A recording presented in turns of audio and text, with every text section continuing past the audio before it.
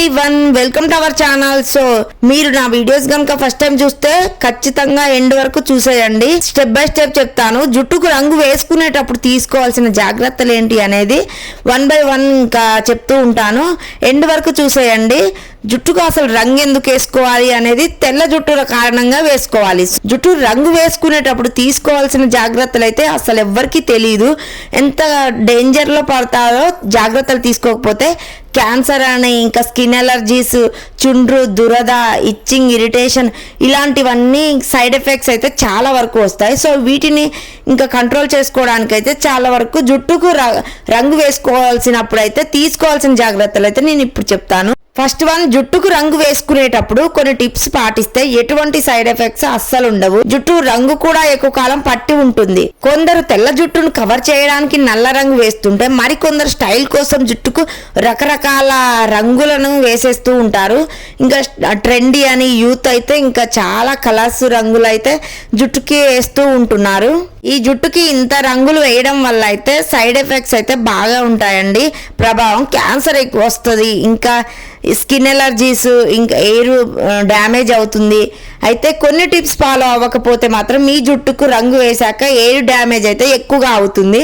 చాలా hair fall సమస్య అయితే ఎక్కువగా అవుతుంది. మీరు ఒకవేళ ఫంక్షన్స్ కానీ, అకేషన్స్ కానీ, ఇంకా నార్మల్గా ఎవరైనా చూస్తారు తెల్ల జుట్టును అని కూడా చాలా మంది రంగు వేసుకుంటున్నారు. సో రంగు వేసుకునే ముందు ఖచ్చితంగా మీరైతే ప్యాచ్ టెస్ట్ అయితే చేసుకోండి. ఈ ప్యాచ్ టెస్ట్ ఏంటి అనుకుంటున్నారా?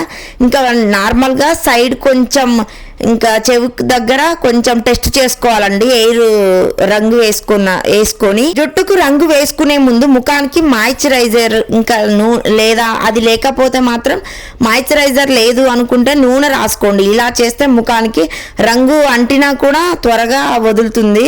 ఇంకా జిడ్డు కూడా ఉండదు మనకైతే.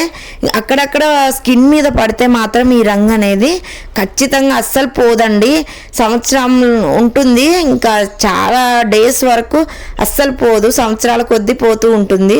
స్కిన్ ఇన్ఫెక్షన్స్, క్యాన్సర్స్ వచ్చే ఇంకా సూచనలు అయితే ఉంటాయి. కాబట్టి మనం జాగ్రత్త పడడం చాలా అవసరం. దీనికి మన తలకు డై వేసుకున్న తర్వాత మరీ వేడి నీళ్ళతో అయితే తలస్నానం చేయవద్దు. వేడి నీళ్లు కుదులు తెరుచుకునేలాగా చేస్తాయి కాబట్టి దీనివల్ల రంగు త్వరగా పోతుంది.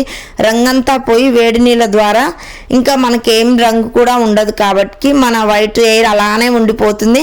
మన స్కిన్ కూడా మొత్తం డ్యామేజ్ అవుతుంది. మన స్కిన్ మించి ఆ కలర్ వెళ్ళిపోవాలి. కాబట్టి ముఖం మీద ఇంకా పింపుల్స్, బ్లాక్గా అవ్వడం, ట్యాన్ అంతా అట్లానే ఉండిపోతుంది. సల్ఫేట్ ఫ్రీ షాంపూలు ఎంచుకుంటే ఇంకా చాలా మంచిది.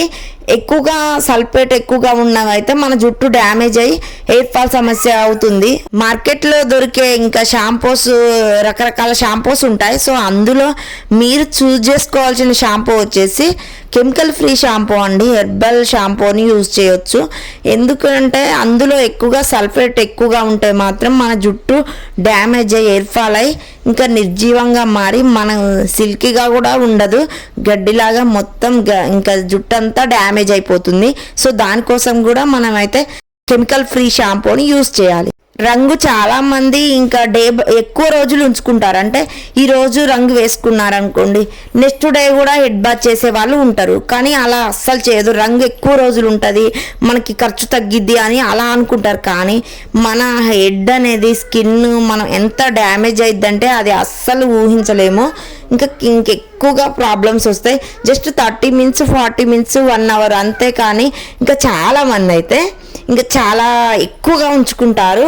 ఎక్కువ గంటలు ఉంచుకుంటే ఎక్కువ రోజులు ఉంటుంది, ఎక్కువ సంవత్సరాలు వస్తుంది, ఎయిర్కి మంచిగా కనిపిస్తుంది, ఇంకా మనకు కూడా ఖర్చు తగ్గిద్ది, ఊరికే వేసుకునే సమస్య కూడా ఉండదు అనుకుంటారు. అలా కూడా అనుకొని ఇంకా చాలామంది జుట్టుని ఎక్కువ గంటలు లేదా 2 రోజులు 3 రోజులు కూడా ఉంచుకునే వాళ్ళు ఉంటారు. సో అలా అస్సలు చేయొద్దు.